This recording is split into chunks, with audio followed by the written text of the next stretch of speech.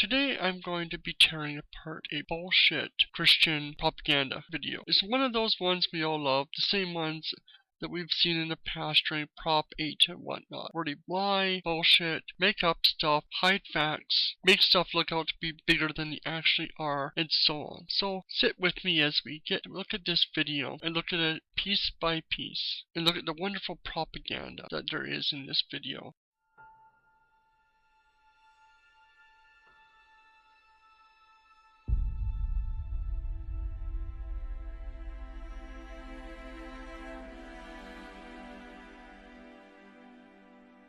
So apparently, there is something threatening marriage. I wonder what it is. Is it, forcing kids to wait to have sex so that they get married way too young? Or that people are actually pushing for kids to get married too young? Yeah, I definitely think this is threatening marriage. Or just divorce in general. Able to get too many divorces. Or threatening people to stay in marriage because of religion. Yeah, I think they got something here. There's definitely something threatening marriage. Of course, that's not what they're talking about. I'm talking about gay marriage. That it's somehow threatening marriage. And how does it threaten marriage? Well, they can't actually point to anything.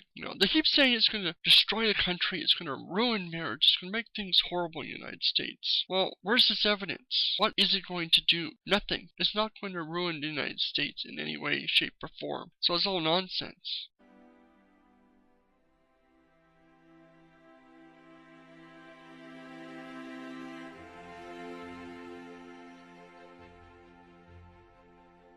So apparently, gay marriage is threatening your children. How? Again, how is it threatening your children? That they actually have to learn that gays are around, that they are actually told they're not allowed to bully gay students. They might actually have to learn about being gay, or actually allowed to realize that they themselves are gay, without kids being beat over the head with propaganda and not told the truth. Are you talking about gay adoption? But that's not your children. And how does that affect anything? So what does this affect your children? Is it just fear-mongering and hate-mongering here again? More fear of what's going to happen without ever actually stating it? Without ever actually making any actual real sense here?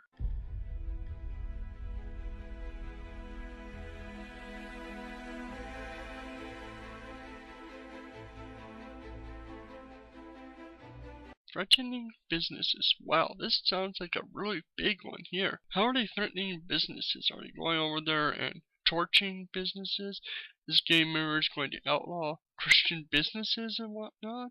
Just what is going on here? And of course, we all know what they're actually complaining about here. Is that, gays are actually going to be a protected minority, which, wait a minute, they already are. They're talking about they can't discriminate against gays. They can't refuse to make a cake for a gay wedding, which is the exact same thing they already can't do for every other minority, even if they wanted to, even the religion says so. So this is not threatening their businesses. This is just giving the same rights as every other group. And you already can't discriminate against gays. So whatever they're talking about here is just nonsense. Also, there's a whole Chick-fil-A thing. But it's funny that these guys are going to complain about Chick-fil-A when they will boycott Disney, Lowe's, every other group the second they do something they don't like. So it's okay for Christians to threaten businesses, but not gays to threaten, to refuse service, to boycott? Double standard here, much?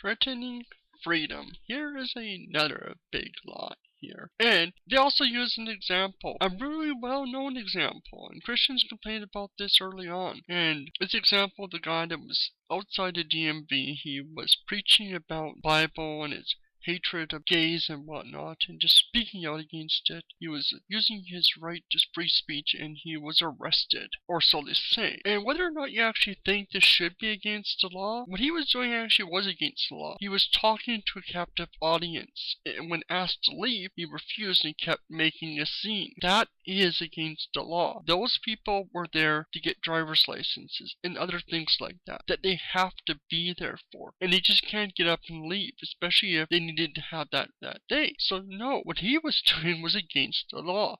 He cannot force himself on people that do not have an ability to get up and leave. He can't do this on a bus or in a school because of the same reason. When asked to leave and asked to stop, if you got a captive audience, you must go.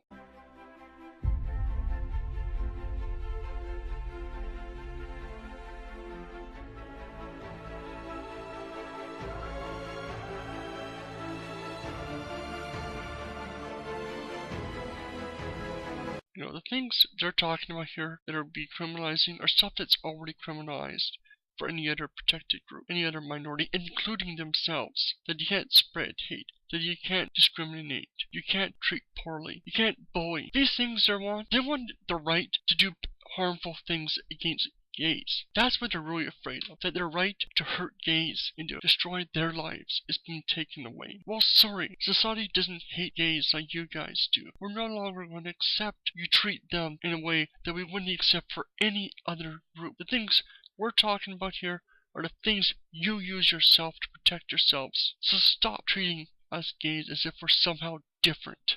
Wow, this is definitely pretty disgusting. All this hate, all this nonsense, all this bullshit against gays. All we're doing here is spreading hate about us. Talking about how their freedoms are being taken away. Don't even, what's being taken away is their rights to treat us like shit. We're getting the chance to be treated like human beings, and they're fighting it. What does it say about this type of Christianity? That what they hate most and what they fight most is people treated like humans. This is disgusting. And what is that part at the end there? Does that have anything to do with gays, or was that just random footage of riot stuff? I'd like to know the actual context of that. So rate, comment, subscribe, tell me your thoughts. I want to know what you think of this video and my thoughts on this video. Comment down below, please.